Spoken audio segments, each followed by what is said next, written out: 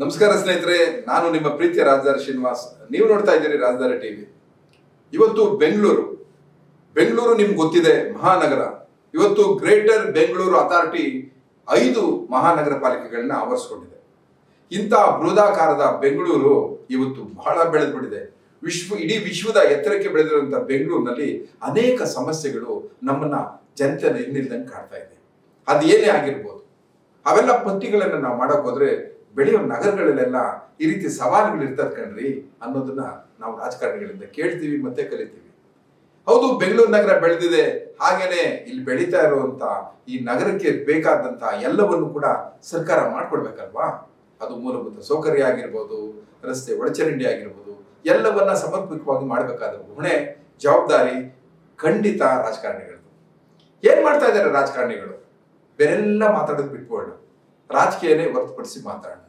ಇವತ್ತು ಸಿದ್ದರಾಮಯ್ಯನವರ ಹೊಸ ಸರ್ಕಾರ ಬಂದು 2 ವರ್ಷ 8 ತಿಂಗಳಾಗಿದೆ. ಬೇಡ 2.5 ವರ್ಷ ಅಂತ ಅನ್ಕೊಂಡ್ಬಿಡೋಣ. ಯಾಕೆಂದ್ರೆ ಅವರೆಲ್ಲ ಹಾಗೆ ಹೀಗೆ ಮಾಡಿ ಸಂಪುಟ ಪೂರ್ತಿ ಆಗೋದಕ್ಕೆ 2.5 ವರ್ಷ ಆಗಿದೆ ಅಂತ ತಿಳ್ಕೊಳ್ಳೋಣ. ಈ 2 ವರ್ಷದ ಅವಧಿಯಲ್ಲಿ ಸರ್ಕಾರ ಮಾಡಿದಾದ್ರೂ ಏನು? ಯಾಕೆ ಅತಿ ಹೆಚ್ಚು ತೆರಿಗೆಯನ್ನ ರಾಜ್ಯಕ್ಕೆ ಕೊಡುವಂತ ಬೆಂಗಳೂರು ಬಗ್ಗೆ ಇವ್ರಿಗೆ ಯಾಕೆ ಇಷ್ಟು ನಿರ್ಲಕ್ಷ್ಯ? ಯಾಕೆ ಇಷ್ಟೊಂದು ಬೇಜವಾಬ್ದಾರಿ?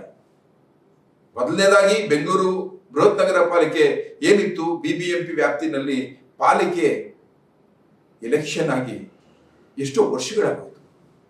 ಪಾಲಿಕೆ ಸದಸ್ಯರಿಲ್ಲ, ಅಧಿಕಾರಿಗಳು ಇಲ್ಲಿಂದ ಅಲ್ಲಿಗೆ ಅಲ್ಲಿಂದ ಇಲ್ಲಿಗೆ ವರ್ಗಾವಣೆ ಆಗ್ತದೆ. ಇಲ್ಲೊಂದು ವರ್ಗಾವಣೆ ಪರ್ವನೇ ನಡೀತಾ ಇದೆ. ನಿರ್ದಿಷ್ಟವಾಗಿ ಅಲ್ಲಿ ಕೂತ್ಕೊಂಡು ಒಂದು ಜವಾಬ್ದಾರಿಯುತ ಸ್ಥಾನದಲ್ಲಿ ತಗೊಳ್ಬೇಕಾದ ನಿರ್ಧಾರಗಳು ಇಲ್ಲ ಆಗ್ತಾ ಇಲ್ಲ. ಬೆಂಗಳೂರಿನ ರಸ್ತೆ ಗುಂಡಿಗಳ ಬಗ್ಗೆ ಇಡೀ ವಿಶ್ವ ಮಾತಾಡ್ತಾ ಇದೆ. ಇವತ್ತು ನಮ್ಮ ಎಲೆಕ್ಟ್ರಾನಿಕ್ ಸಿಟಿ ಏನು ನಮ್ಮ IT ಹಬ್ಗಳಿದೆ, ಆ ಎಲ್ಲ ಕಂಪ್ನಿಗಳ ಉದ್ದಿಮೆದಾರರು ಇವತ್ತು ಹೇಳ್ತಾ ಇದ್ದಾರೆ, ಬೆಂಗಳೂರಿನಲ್ಲಿ ಅನೇಕ ಸಮಸ್ಯೆಗಳಿಂದ ನಾವು ಬಳಲ್ತಾ ಇದ್ದೀವಿ. ರಸ್ತೆ ಸೌಕರ್ಯ ಆಗಿರ್ಬೋದು, ಒಳಚರಂಡಿ ವ್ಯವಸ್ಥೆ ಆಗಿರ್ಬೋದು. ಒಂದ್ಸರಿ ಬೆಂಗಳೂರು ಮಳೆ ಬಂದ್ರೆ ರಸ್ತೆ ಗುಂಡಿಗಳು ತೆಗೆದುಕೊಂಡು ಬಿಡ್ತವೆ, ನೀರು ನಿಂತ್ಕೊಳ್ಳುತ್ತೆ. ಅದರ ಪ್ರಯಾಣದ ಒಂದು ಅವಧಿನೇ ಗಂಟೆಗಟ್ಟಲೆ ಆಗುತ್ತೆ. ಅಂದ್ರೆ ಒಬ್ಬ ಸಿಬ್ಬಂದಿ ಒಂದ್ ಕಡೆಯಿಂದ ಇನ್ನೊಂದು ಕಡೆ ಟ್ರಾವೆಲ್ ಮಾಡೋದಕ್ಕೆ ಎಷ್ಟು ಕಷ್ಟಪಡಬೇಕು ಅನ್ನೋದನ್ನ ಅರ್ಥ ಮಾಡ್ಕೊಳ್ಳಿ. ಇವತ್ತು ಮಹಾನಗರದಲ್ಲಿ ಮೆಟ್ರೋ ಬಂದಿದೆ. ನಮ್ಮ ಮೆಟ್ರೋ 4 ಕಡೆ ಆವರಿಸ್ಕೊಂಡಿದೆ. ಅದಾಗಿ ಕೂಡ ಅನೇಕ ಸಮಸ್ಯೆಗಳು ಇವತ್ತು ತಲೆದೋರ್ತಾ ಇದೆ. ಮೆಟ್ರೋನಲ್ಲಿ ದುಬಾರಿ ವೆಚ್ಚಕ್ಕಾಗಿ ಅನೇಕ ಮಧ್ಯಮ ವರ್ಗದವರು, ಬಡವರು ನಮ್ಮ ರಸ್ತೆಯಲ್ಲಿ ಅವಲಂಬಿಸ್ಕೊಂಡಿದ್ದಾರೆ. ಇವತ್ತು ರಾಜಕಾರಣಿಗಳು ಹೇಳ್ತಾರೆ, ಎಲೆಕ್ಷನ್ ಬರ್ತಾ ಇದೆ, ಹೊಸದಾಗಿ ಬಂದಿರೋ GBA ಗ್ರೇಟರ್ ಬೆಂಗಳೂರು ಅಥಾರಿಟಿಗೆ ನಾವು ಎಲೆಕ್ಷನ್ ಮಾಡಲೇಬೇಕಾಗಿದೆ. ಎಲೆಕ್ಷನ್ ಬರ್ತಾ ಇದೆ ಅಂದ್ರೆ ಗೊತ್ತಲ್ವಾ, ಯಾವುದೇ ರಸ್ತೆ ಸರಿ ಹೋಗ್ಬೇಕಾದ್ರೆ ಎಲೆಕ್ಷನ್ ಬರಬೇಕು, ಯಾವುದೇ ಒಂದು ಸುವ್ಯವಸ್ಥೆ ಆಗ್ಬೇಕು ಅಂದ್ರೆ ಎಲೆಕ್ಷನ್ನೇ ಬರಬೇಕು. ಇದೆಲ್ಲದಕ್ಕೂ ಎಲೆಕ್ಷನ್ನೇ ಮದ್ದು, ಎಲ್ಲವೂ ಎಲೆಕ್ಷನ್ ಮಯ ಅಂತ DK ಶಿವಕುಮಾರ್ ನಗರಾಭಿವೃದ್ಧಿ ಸಚಿವರು, ಡೆಪ್ಯೂಟಿ CM ಆಫ್ ಕರ್ನಾಟಕ ಹೇಳ್ತಾ ಇದ್ರು, ಬೆಂಗಳೂರು ಮಾತ್ರನಾ ಈ ಗುಂಡಿಗಳು? ನಾನು ಡೆಲ್ಲಿಗೆ ಹೋಗಿದ್ದೆ, ಎಲ್ಲಾ ನಗರದಲ್ಲೂ ಈ ತರ ಸಮಸ್ಯೆಗಳಿದೆ. ಪ್ರಧಾನಿ ನರೇಂದ್ರ ಮೋದಿ ಅವರು ಹೋಗುವಂತ ನಿವಾಸದಲ್ಲೂ ಕೂಡ ರಸ್ತೆ ಗುಂಡಿಗಳು ಬಿದ್ದಿದ್ದಾವೆ, ನೀವು ಹೋಗಿ ನೋಡ್ಕೊಂಡು ಬನ್ನಿ ಅಂತ. ನಮ್ಮ ಉದ್ದೇಶ ರಸ್ತೆ ಗುಂಡಿಗಳ ಅನ್ವೇಷಣೆಗಿಂತ ಹೆಚ್ಚಾಗಿ ಒಂದು ಸುಸಜ್ಜಿತ ರಸ್ತೆ ಸೌಲಭ್ಯ ಬೇಡವಾ? ಬೆಂಗಳೂರಿಂದ ಎಷ್ಟೊಂದು ತೆರಿಗೆ ತಗೊಂತೀರಿ?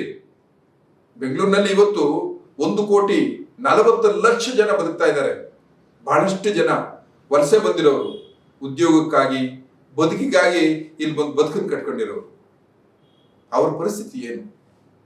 ನಿಜವಾಗೂ ಆಗ ನೋಡಿದ್ರೆ ಬೆಂಗಳೂರು ಕೇವಲ 60 ಲಕ್ಷ ಜನಗಳಿಗೆ ಮಾತ್ರನೇ ಒಂದು ಸೌಕರ್ಯ ಮತ್ತು ಸೌಲಭ್ಯಯುತ ಬದುಕಿಗೆ ಸಾಧ್ಯ.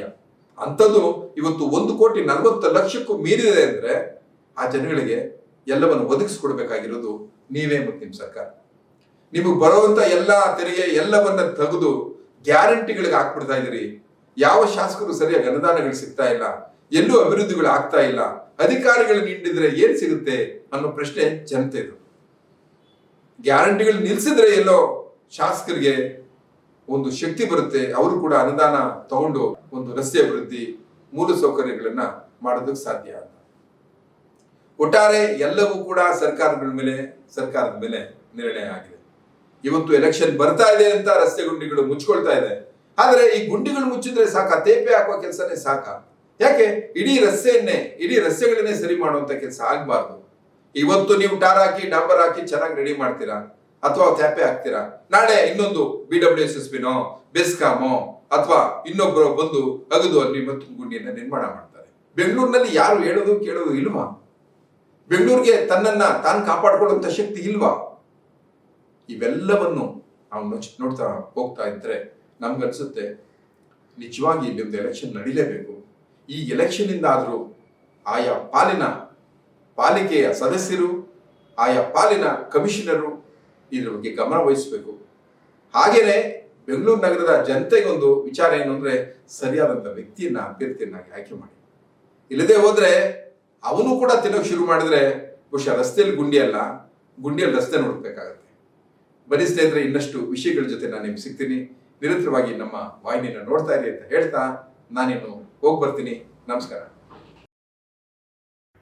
ರಾಜಧಾರಿ ಟಿವಿ, ಅಡೆತಡೆ ಇಲ್ಲದ ಪ್ರಜಾದಾರಿ.